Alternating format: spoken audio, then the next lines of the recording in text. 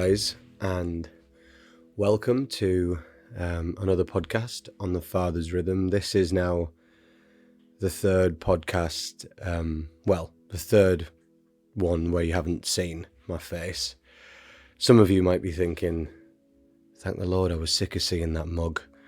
And others may be thinking, bring back a bit of the visual. But we're just going with the flow for the moment. And today, you're going to hear me at potentially the rawest that you've heard me yet.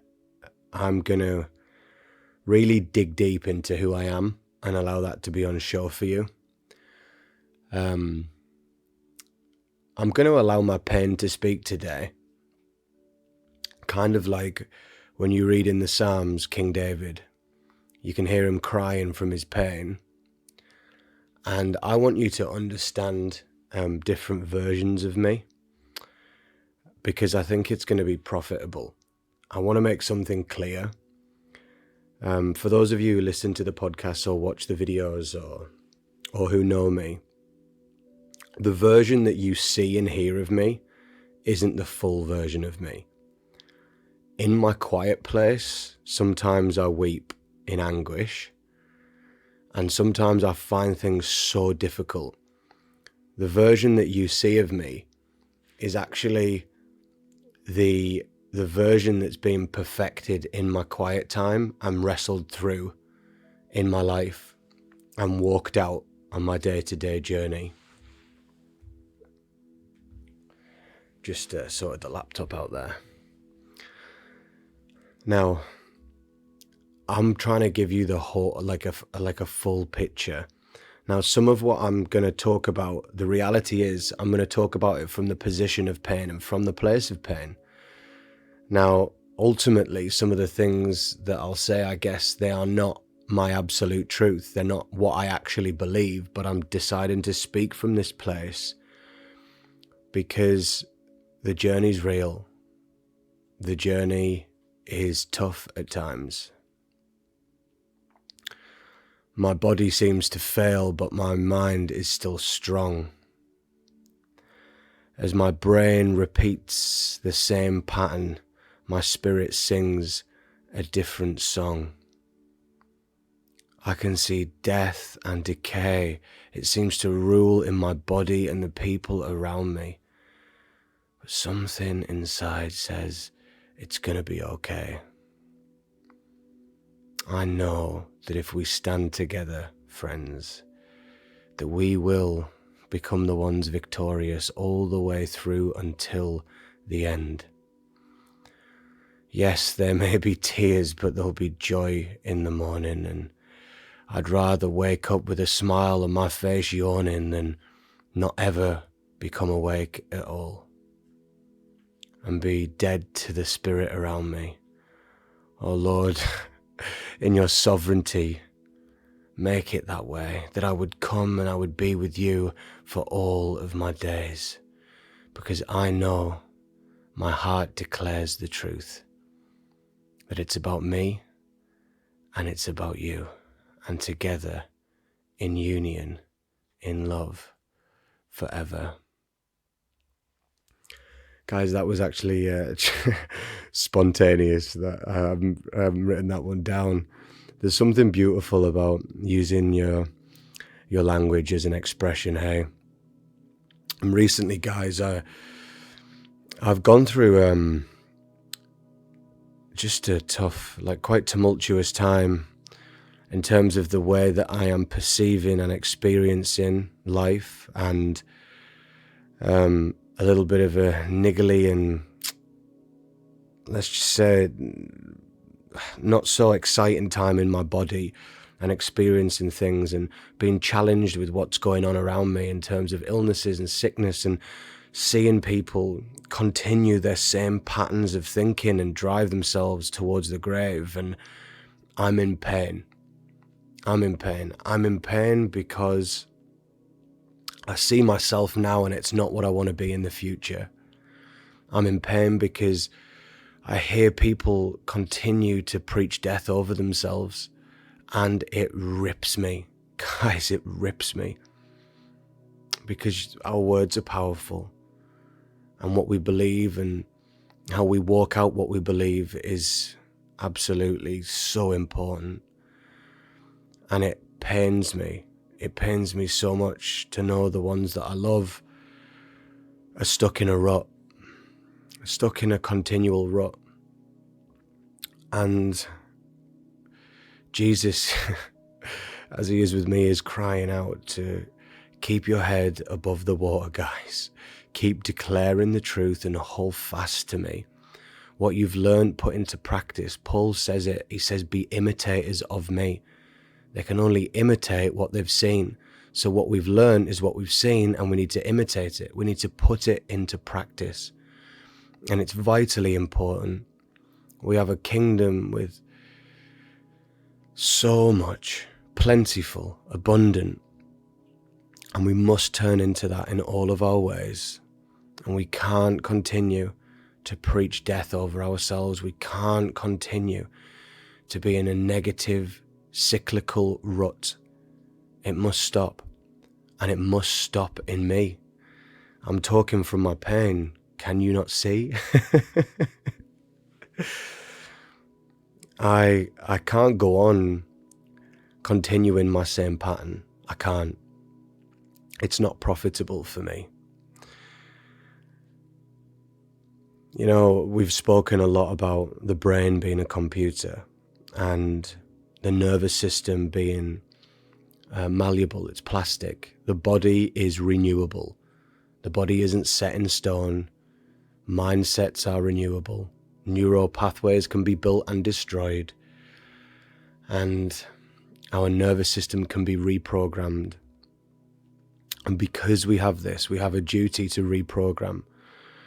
And recently, guys, some things came my way that challenged me, confused me, and over a few-day period, I let sadness rule over me. That's the truth. I let sadness rule over me. And in that particular place I was in, it was interesting and it was tough. But the truth is, guys, is although I learned through it, it didn't need to happen. And I was actually engaging with Jesus, and he said, son, what you're going through now, you're allowing this to happen. You don't need this to happen. This isn't something that I've designed for you to go through. You know, you're letting this happen now. So there's a case for inside the flow and the rest of God, everything as it will be. In the flow of God and his sovereignty, he creates everything in its time. But there is a position that we need to take within that, to take the bull by the horns, to action things, to move with things, and to not resist. God once said to me, the only way you can stop the flow, son, is if you're resisting it. And the truth is, guys, I was resisting it. No longer shall I, and I'm now out of that puddle of mud and whatever else was in that puddle. But the truth is, I was choosing to be in it. I was resisting the natural flow of love and clarity, and I was in it. And it was painful in there. And this is my heart cry, is that we would see when these moments are coming close to us, and we would see when these patterns are repeating, and we would come above it with the mind of Christ and renew that area and not fall victim to a mindset or an emotion, because ultimately we're in control of it.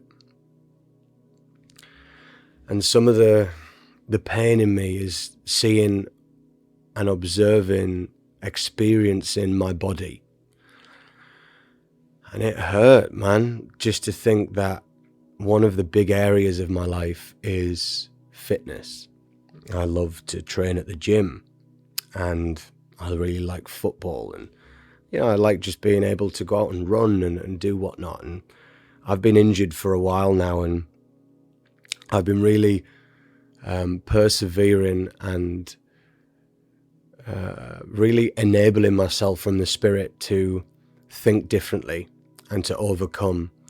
I've been learning to overcome pain receptors, because pain isn't necessarily a bad thing. It is, if you will, an alarm bell of the body. So I've been learning to kind of work with how I'm experiencing pain, and kind of push through it or think differently through it, because I truly believe that we can probably minimize a lot of the pain that we go through by thinking differently. When I say probably, I'm certain about that.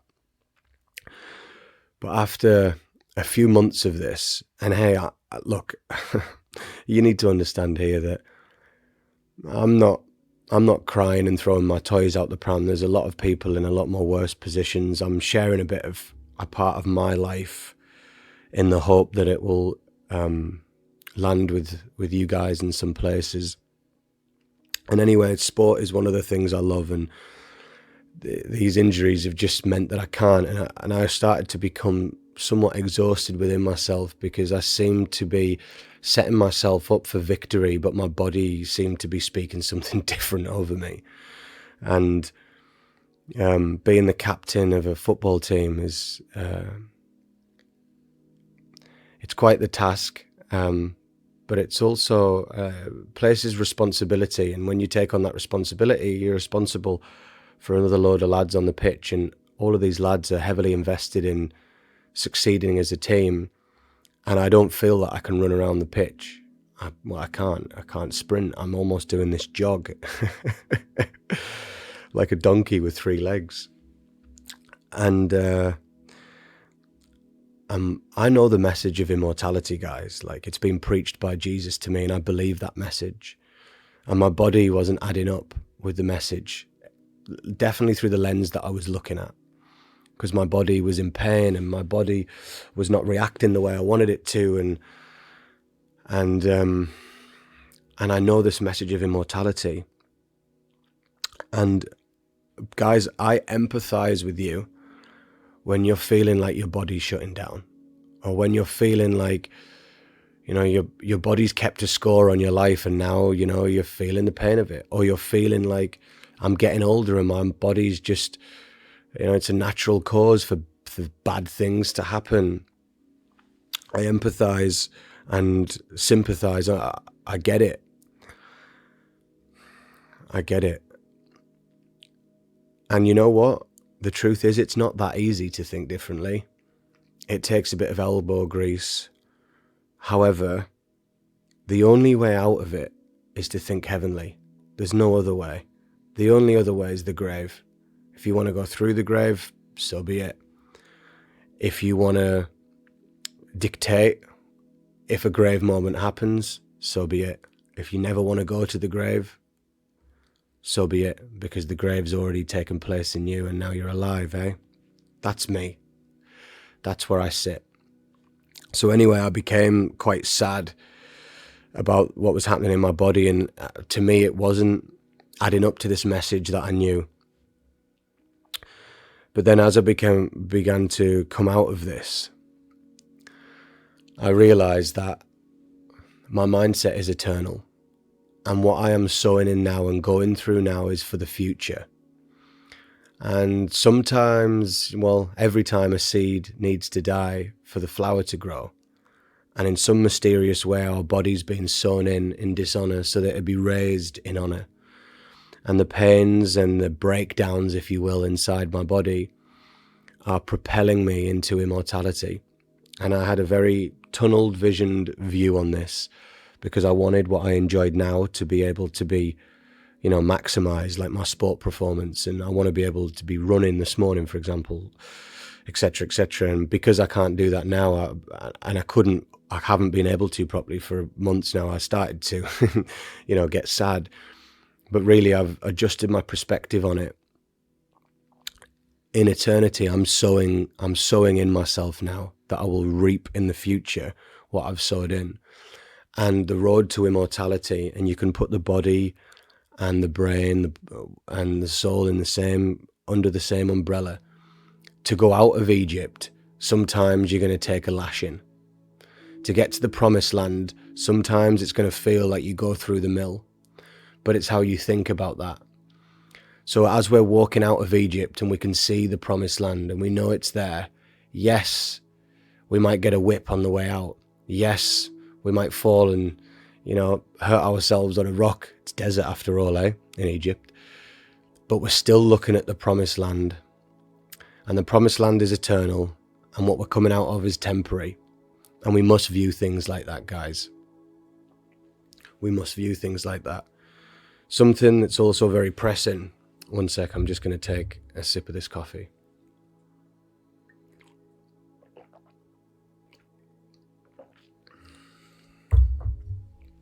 Something that's very pressing on my heart. And I want you to take my words seriously. They can be taken with lightness, because I do believe that if we abide by the word of the Lord, everything can be taken with a sense of lightness. It's when we continue not to that it then becomes heavy and it actually becomes a stumbling block. The word of the Lord, if not abided by, becomes a stumbling block. If abided by, it's light.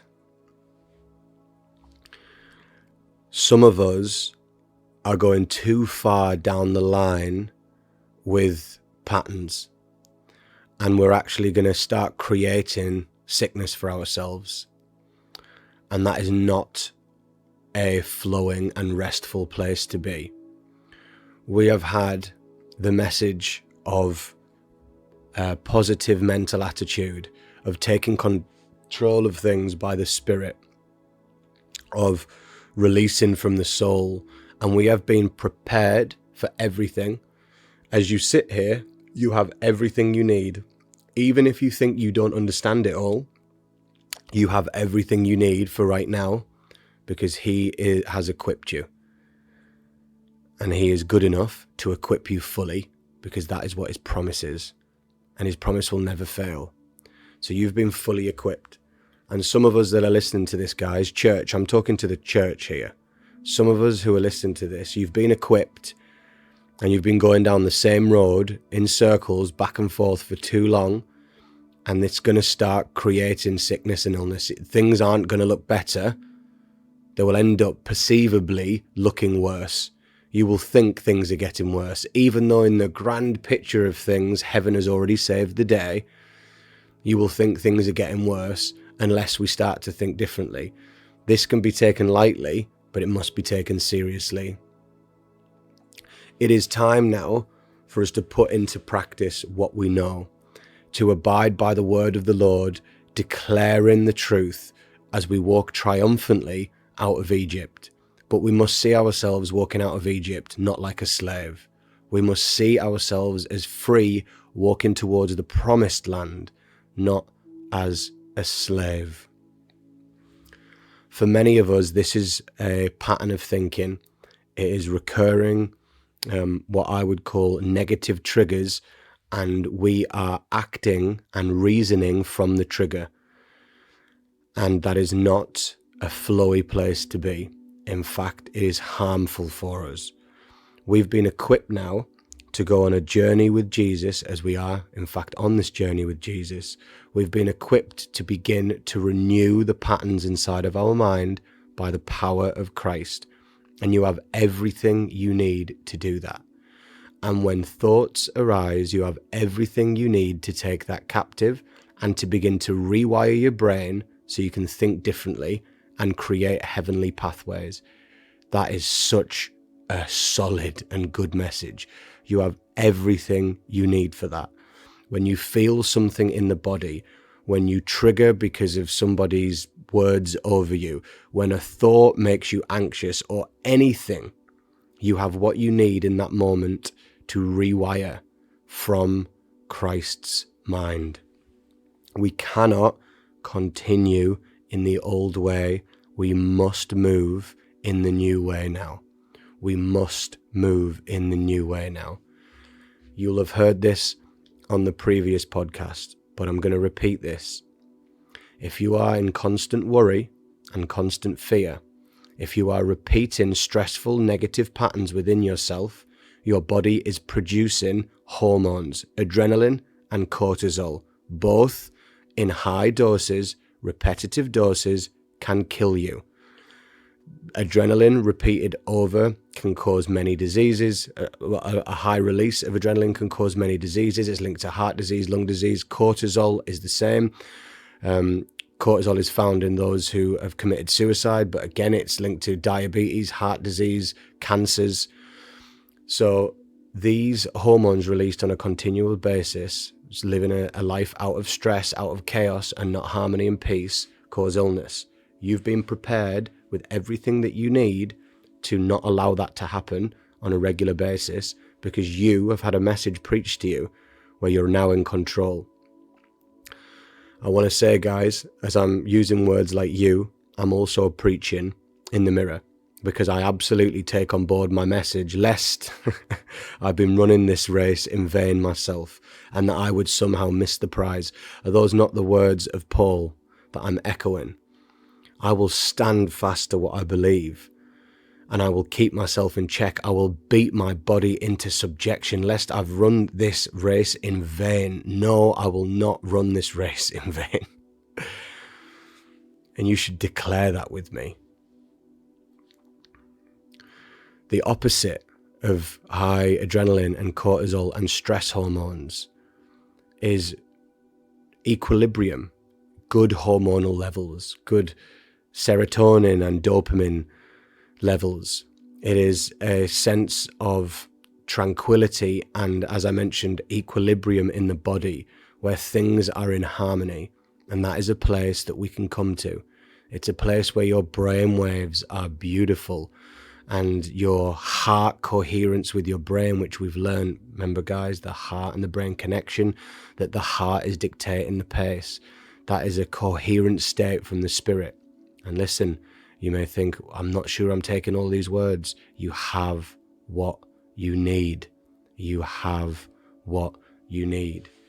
But based on purely scientifically, put simply, negative thinking, continual negative thinking leads to sickness, okay?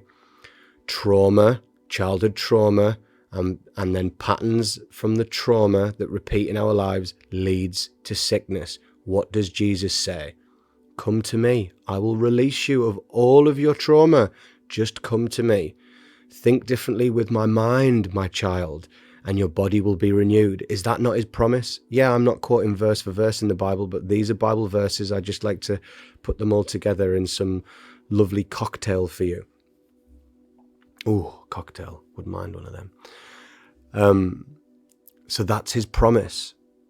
So if there's been trauma in the childhood, he will teach you how to deal with it. We just must think positively and abide by his word.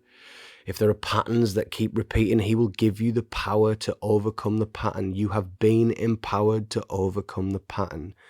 Let's start doing it now, and your body will respond. And I'm going to finish like this. Guys, if I go to the grave, I'm going to go to the grave singing. I'm going to go to the grave in health. I'm going to go to the grave by choice. My body is not going to break down and send me there. If I go to the grave, I'm going to be blowing the trumpet triumphantly. Take on that message. If you're going to go to the grave, you're going to go with a smile and full of vigor and full of life, because you're going to have taken the mantle of responsibility by the power of Christ and brought your body into subjection, and you're going to look brand new, for you are a new creation. But a little side note is, what if we don't have to go to the grave? For all things are possible with God. Guys, thank you so much for listening. I hope you enjoyed this. Shalom.